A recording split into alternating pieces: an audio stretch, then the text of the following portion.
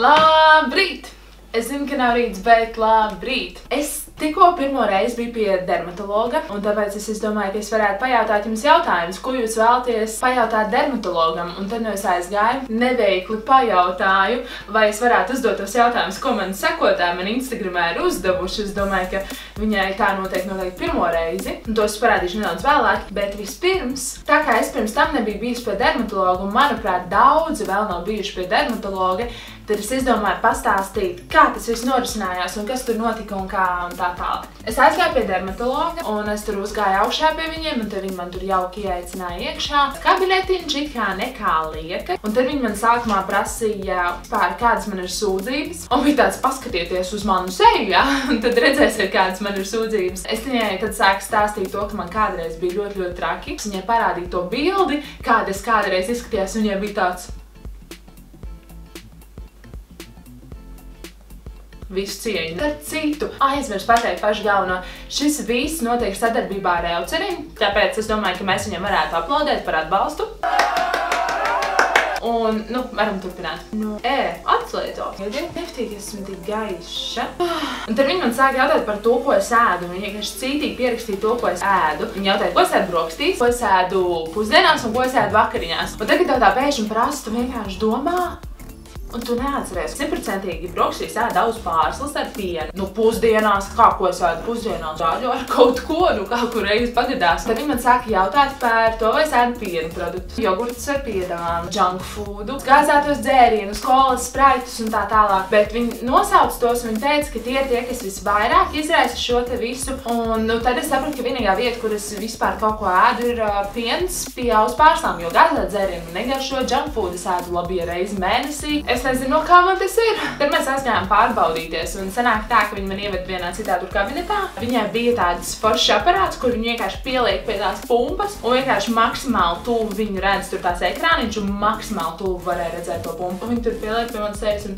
skatās tur, skatās šita. Tātad man ir tāda sarkani pleķīši uz sejas, kas ir rētas no tā, ka man ir spiestas pumpas. Tas bija arī tas, ko es viņai jautāju, vai drīkst spiest pumpas. Kategoriski nedrīkst, jo tad, kad mēs izspiežam pumpas, pirmām kārtām, ja nav pārāk sanitāra apstākļi, tad sanāk tas, ko tu izspied, tu viņu noņem nost un tādā veidā tu viņu izdala tur pa to apkārtējo rajonu, un tā infekcija vienkārši izplatās uz citām poriņām, un tev tur radās vairāk pumpiņu pēc tam, un tas vienkārši nebeidzās, un ir tas maģiskais aplītis. Dažreiz, ja mēs tā nesmuki nepareizi izspiežam, tad tur rodas rētaudi, rētas, un rētaudus tu nekādīgi nevari sadziedēt, tu viņus nevari noņemt, tu nevari izņemt, tie vienkārši audi, kuri paliek tur uz visu tavu mūžu. Es vairs nekad nespiedīšu pumpas. Tas ir sāpīgi, jo tiklīdz man ir kāda pumpa, man ir tāds.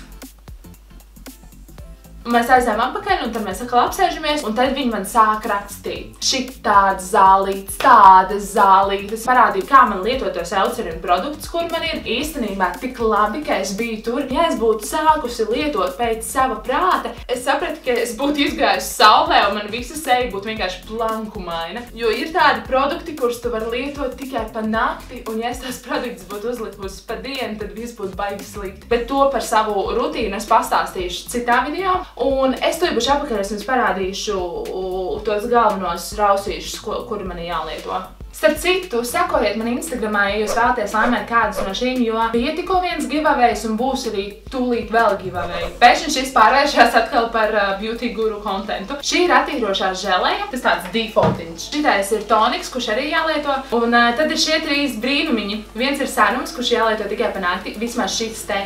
Serums ir jālieto tieši pa nakti. Es viņu būtu īstenībā lietojis pa dienu, un ja es viņu uzklāju no rīta, tad viss ir slikti. Tur ir tādas vielas, kuras iedarbojoties uz sauli rada pigmentāciju. Tad ir šie divi, viens ir fluīds un viens ir krems, un viņi teica, lai es izvēlos, kurš man labāk patīk, viņiem abiem diviem ir vienāda iedarbība. Un es izvēlos fluīdu, jo tas ir matējošs fluīds, uzmērējot to kremu, man vienkārši visa seja liekas, ka ir viens liels speķa gabals, un man ļoti nepatīk. Un sāku lietot pirmās dienas, un pirmās dienas bija forši, un mans deguns īstenībā izskatījās ļoti smieklīgi pašā sākumā, jo, manuprāt, tās poras nebija pieradušas būt atvērtas, bet tagad tās ir sarāvušās un palikušas mazākas, tagad tas ir ļoti labi. Es sākumā jau nobijos, ka man tagad būs jāstaigā tādam dalmācietītim. Tad bija pumpas, un kad es pāris dienas lietoju, man nemetās nevienas jaunas pumpas.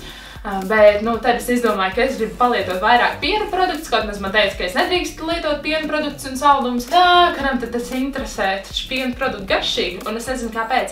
Kopš tās reizes, kad man aizliedz lietot piena produktus, man vēl vairāk.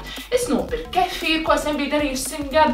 Es kaut kad vēl jogurtiņu, sieriņu pērku, tā kā nekad neesmu pirkus. Man ir kaut kādas pumpas uzmetušās tagad, ka es smērēju tās pumpas, kā viņas uzmetās, un viņas arī noiet. Jo pārsvarā man bija tā, ka man uzmetās pumpa, viņa ir balta, liela un ir tā, ka tu uz mani normāli nevar paskatīties, tu vienkārši skaties visu laiku uz tām pumpām, tu neredzi manas acis, tu neredzi manu seju. Tad tas īsumā bija par manu vizīti, un pēc tam es viņai pajautāju tos jautājumus. Un sanāca tā, ka tieši tajā brīdī, kad es sāku viņai jautāt jautājumus, kāds otrs sanāk tur, kur ir viņas kabinets, un aiz sienas ir kaut kāda cita jau vieta, un tur pēkšņi viņi izdomāja remontu taisīt. Iedomājieties, un vienkārši visu laiku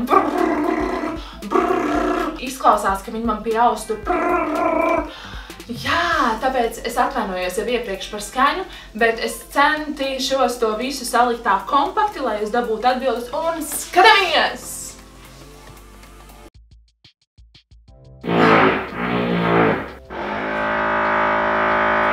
Šausmas. Eļas īstenībā, lielākoties der zīmēm pēc 3 mēnešu vecuma. To kategoriski nevar darīt. Sākumā ir jāiziet pie dermatologa, jo īstenībā 25% no pacientu plūsmas tiešām lietot kokosriekstu, eļas un tā pamatā ir tā problēma, kas paprodukts. Nē, īstenībā nē, jo 30% aptuveni nosaka mūsu ģenētika, kā mēs parasti pietiek paskatīties uz mūsu mammām, vai vecmāmām, lai zinātu, kādas mēs izskatīsimies tieši tā. Ķīmiskais pīlings varētu pabulināt rētas, padarīt labāku sejas kopējo izskatu, ne tikai sejas, arī uz ķermeni, viņi lietot droši, bet rētas kā tādas likvidēt pilnībā nevar, var uzlabot viņu estētisko izskatu. Ar pīlingiem, ķīmiskiem, vidējiem un dziļajiem to var panākt, arī ar lāzerterapiju to var, bet visam likvidēt diemžēl nē, jo rētauda ir rētauda un jaunāda tajā vietā nekad vairs neizrādījās. Tas ir atkarīgs no tā, kurš tas sērums ir. Teiksim, ja mēs runājam kā jūsu gadījumā, un tas eucerīnas sērums, kurš ir diezgan intensīvs un satur tas aktīvs vielas kā salicilskābi un skābes, hidroksikompleksu, tad tas labāk lietot uz nakti. To mēs arī izrunājam pie tā jautājuma par sauli, ka nebūtu labi, jo piesaistīs sauli un būs sliktāk, var parādīties pigments. Tā kā, ja jūsu sērumi ir domāti kaut kādai noteiktai problēmai un satur šīs aktīvas vielas, vienalga, vai tas skar grumbiņu problēmu vai aknas izsitumus, bet ja ir šīs vielas, tad skābes mēs lietojam sarumos uz nakti. Un tie fluīdi matējošie, viņi parasti nesatur specifiskas vielas, līdz ar to tie ir lietojami ikdienā. Jā. Principā tas ir arī viss. Ja jums ir kādi jautājumi, droši rakstiet komentārā, es centīšos uz tiem atbildēt. Es neesmu baigi labā komentāru atbildētāji, bet es cenšos. Un tad vienvārdu sakot un divvārdu sakot tā. Un tad superīgi jums šo dienu, kā jau vienmēr. Baudam to vasariņu, baudam to pavasarīt, izbrauciet kaut kur ārpus Latvijas, jo manuprāt, ka šis ir tāds ideālais laiks, jo tā visi dara. Un tad jau tiekamies. Davai, sarunāts. Labi, čau! Noskaties iepriekšējos video. Vai cik man balta sejiņa? Ja būtu man šāda seja visu laiku, tikai ar bišķi vajadzētu ietonēt. Labi, čau!